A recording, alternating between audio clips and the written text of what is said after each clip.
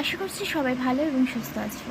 আজকে তোমাদের রাষ্ট্রবিজ্ঞান ক্লাস 12-এর থার্ড সেমিস্টারে যে চ্যাপ্টার 4 রয়েছে, চ্যাপ্টার 4-এর পার্ট 2 ক্লাস শুরু করব। অর্থাৎ আজকে উদ্বাস্তু সমস্যা নিয়ে আলোচনা করব।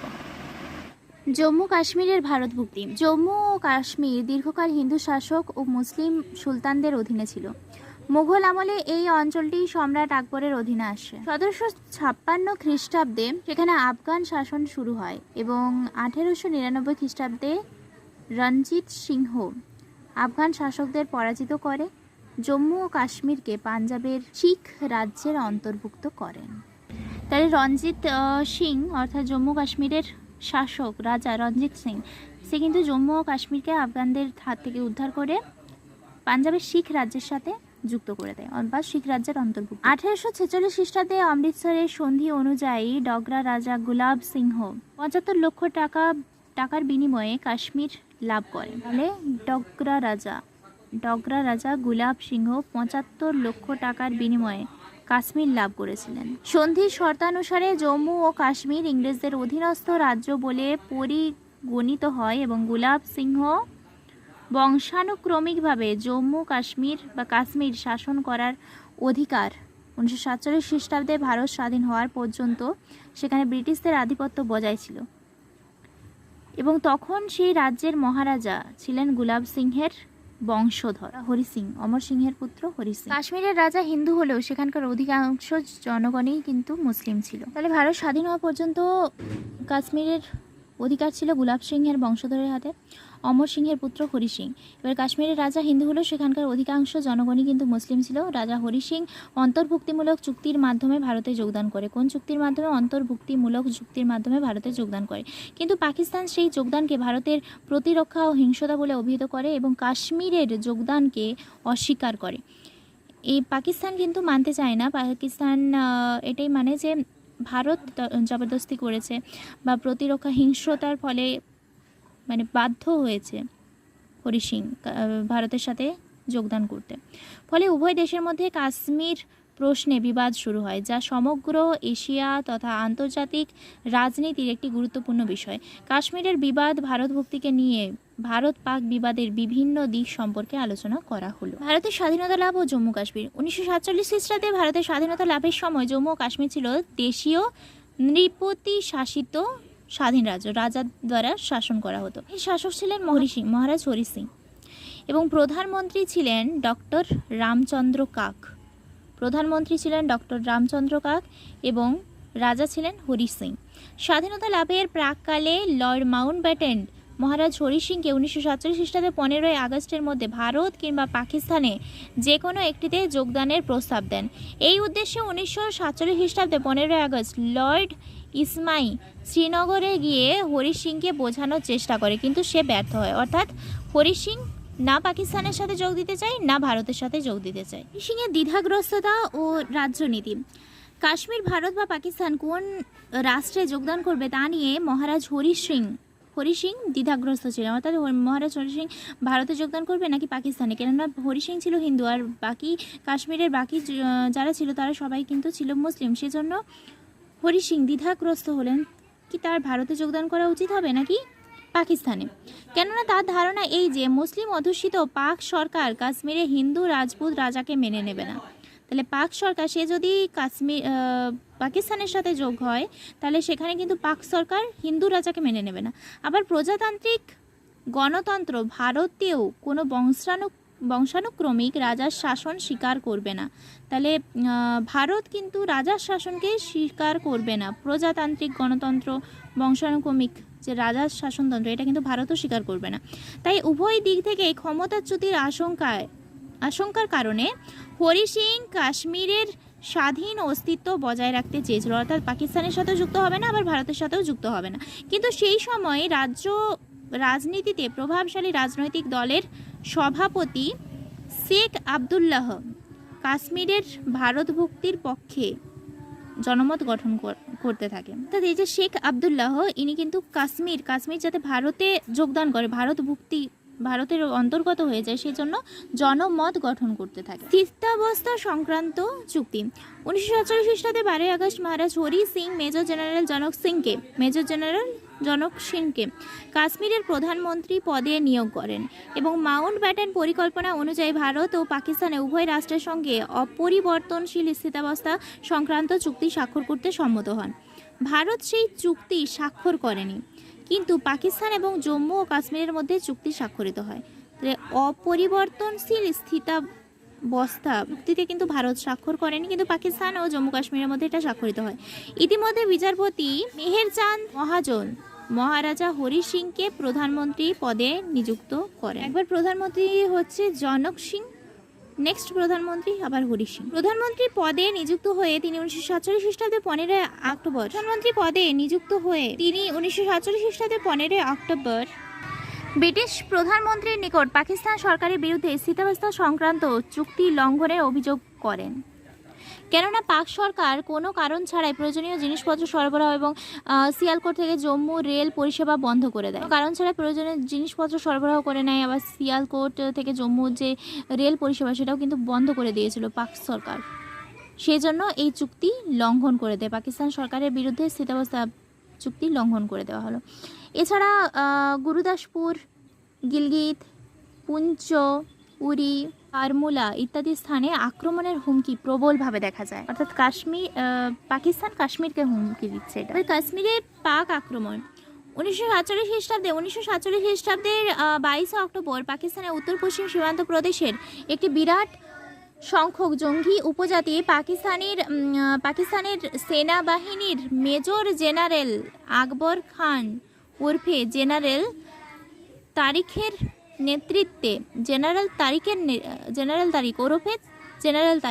এনার নেতৃত্বে জম্মু কাশ্মীর আক্রমণ করে। কার নেতৃত্বে? ওরফে জেনারেল তারিক বা মেজর জেনারেল আকবর খান।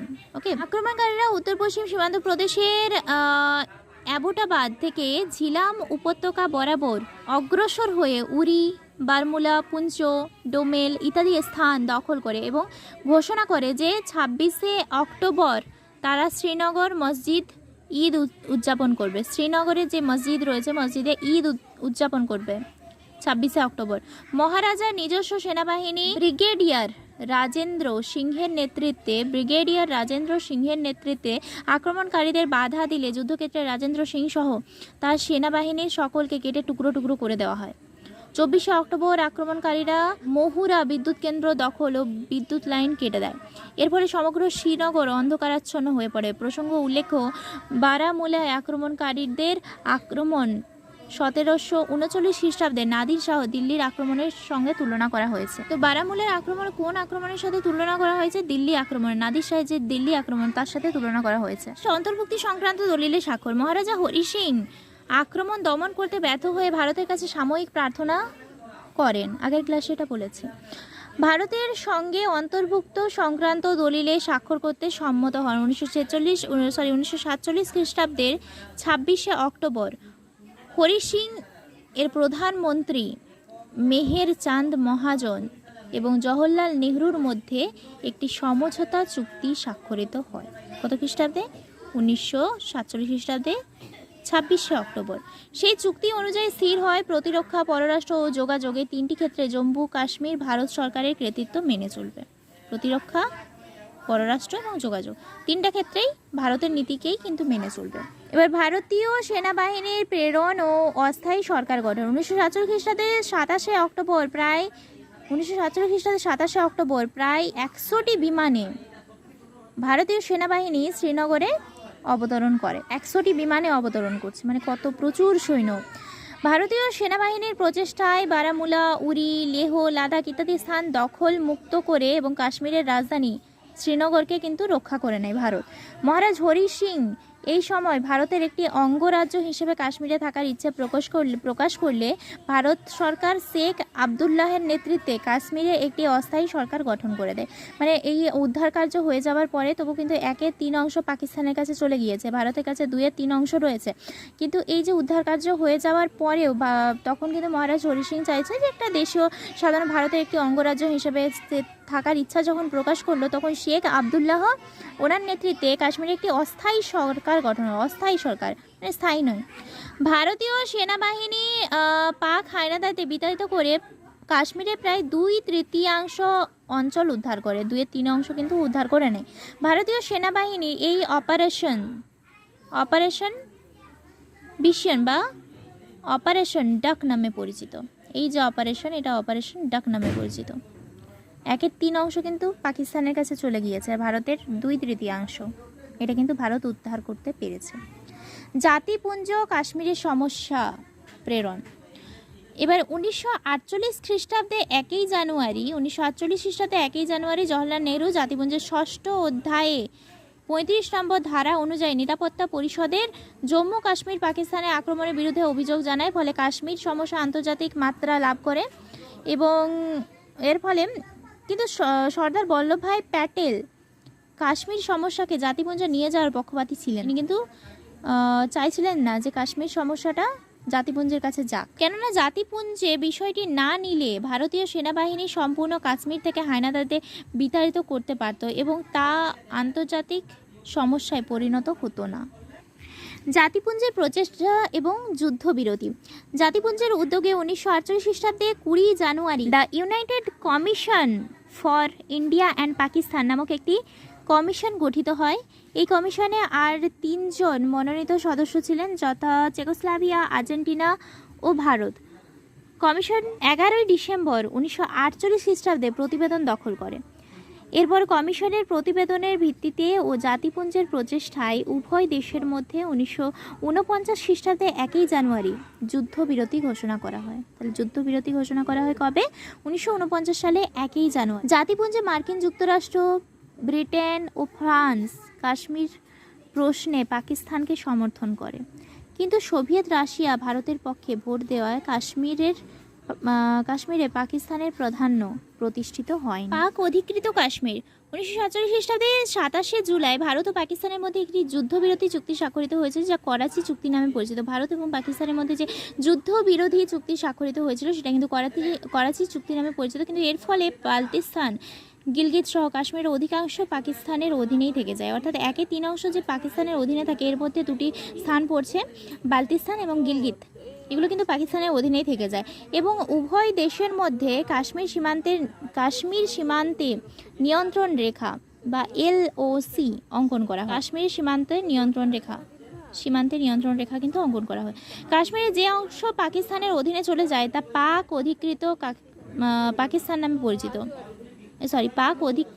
কাশ্মীর নামে পরিচিত। পাকিস্তান কর্তৃক অধিকৃত সর্বমোট 32,494 বর্গমাইলের মধ্যে POK 6,134 বর্গমাইল এবং যেখানে পাক সরকার সার্বিক আধিপত্য প্রতিষ্ঠিত। গণভোটের প্রস্তুতি এবং ব্যর্থতা। জাতিপুঞ্জ 1948 খ্রিস্টাব্দে 11 ডিসেম্বর কাশ্মীরে গণভোটের রূপরেখা তৈরি করে এবং 1949 খ্রিস্টাব্দে 5 জানুয়ারি গণভোটের পদ্ধতিকে চূড়ান্ত রূপদান দেওয়ার চেষ্টা করে। জাতিপুঞ্জের প্রতিনিধি হিসেবে ভারতীয় উপমহাদেশে 1949 খ্রিস্টাব্দে কানাডার ম্যাকনাটন, 1950 খ্রিস্টাব্দে অস্ট্রেলিয়ার ওয়েন ডিকসন, 1951 খ্রিস্টাব্দে আমেরিকার ফ্রাঙ্ক গ্রাহাম, 1957 খ্রিস্টাব্দে সুইডিশ গুনার জ্যারিং ভারতীয় উপমহাদেশে আসেন।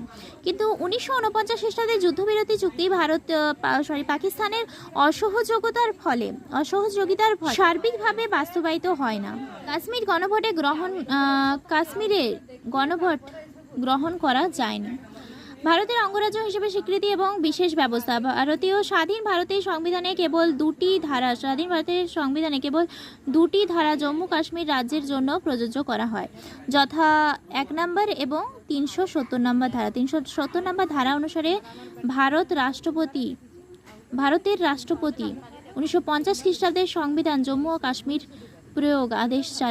সংবিধান আদেশ জারি করা হয়, অর্থাৎ